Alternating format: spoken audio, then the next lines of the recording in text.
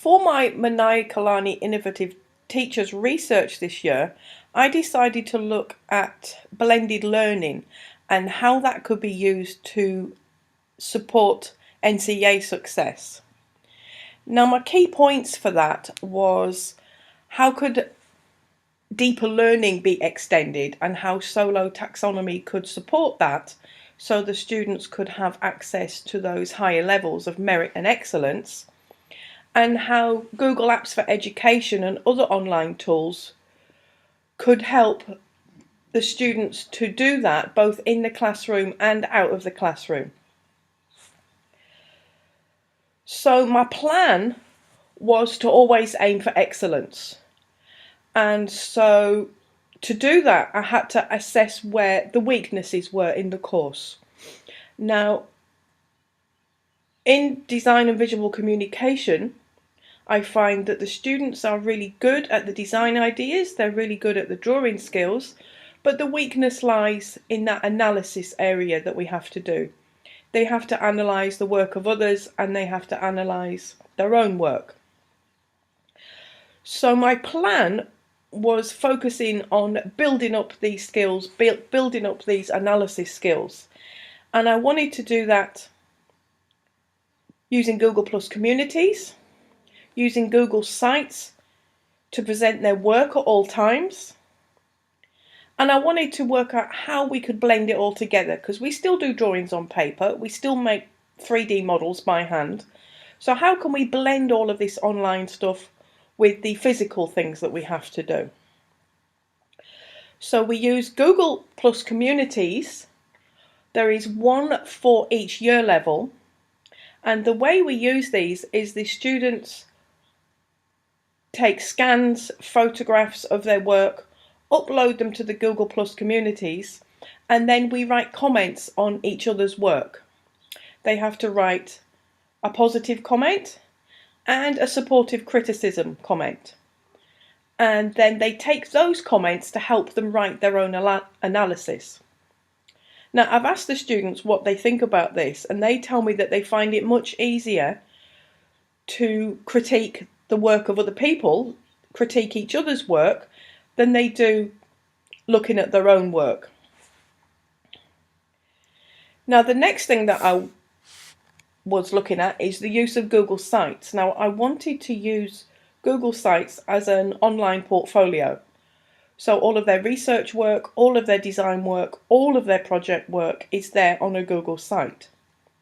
So that it's all together and you can see it as a flow. You can see it as the design flow working through the progression through the project.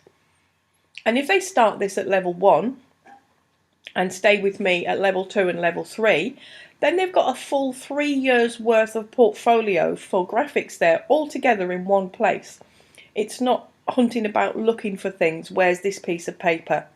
Where's this piece of work? It's all embedded in one place all together as one big portfolio. Now, to get it all on there, we use a variety of devices. We use cameras on phones. We've tried using the cameras on the netbooks and the Chromebooks. We use screenshots. We use the scanner in the classroom. So we use a variety of pieces of equipment to actually get the physical and blend it with the online digital. And Fiu made a really great screencast about how he does that and the process that he used. And that got me thinking of, could any elements of my course be done completely online? And I had a go at a MOOC myself to try this out.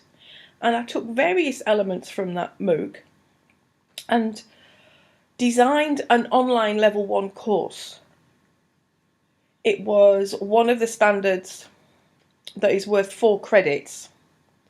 And the advantages that I saw of this was there are always students who have timetable clashes for my lessons, so they're not able to do it because of timetable clashes. So maybe they could do some of it online and I don't actually physically see them for a lesson, but they're still doing my course. Maybe I've got some students who want to start the course early some high-end year 10s who are doing really well. Maybe they want to start level 1 early. And I thought, how could this process help me plan and restructure my whole course if I'm not just thinking about this for these students who I was aiming this at, the timetable clashes and the early starters. Maybe I could restructure the whole course for everybody. So there's elements that they do completely by themselves online, and our class time is taken up with group work and analysis skills and group discussions and skills that will all build up into the higher end thinking, into the excellence levels. So that is where I'm at the moment with my thinking about this. And my big takeaway is learning begins at the end of your comfort zone. We've got to try new things. We've got to see what works.